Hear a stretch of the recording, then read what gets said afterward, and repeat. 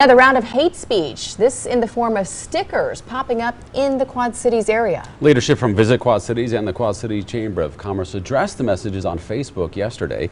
Chamber President Paul Rumler says he stands with the partners to denounce the hateful messages that are intended to work against the region's unified goal.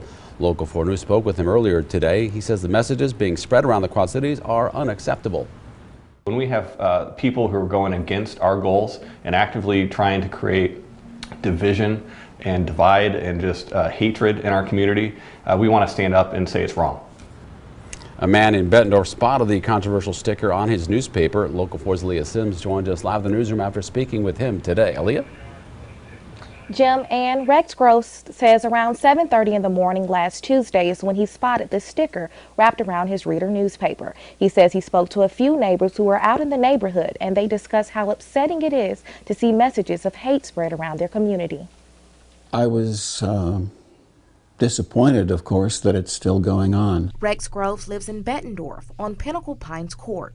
He says it's disheartening to know people would spread hateful messages.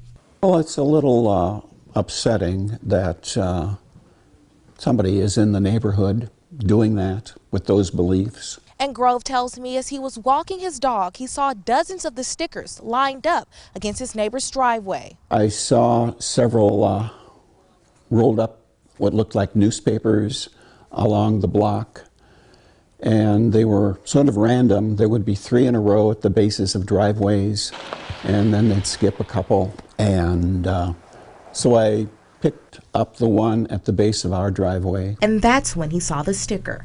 He was hoping someone would have captured the person putting the stickers on newspapers on a security camera. And nobody had a camera that had picked up any license plate number.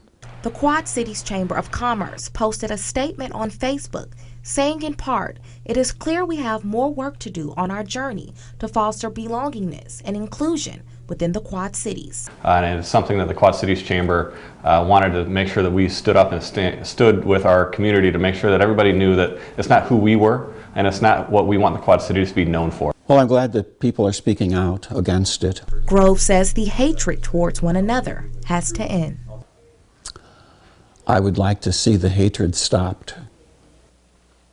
And the Chamber also mentioned in its statement they joined with hundreds of community partners to help lead Q 2030, which is their regional actional plan. The goal is to be globally recognized for attracting talent and business while embracing a diverse culture. Live in the newsroom, Aaliyah Sims, Local 4 News.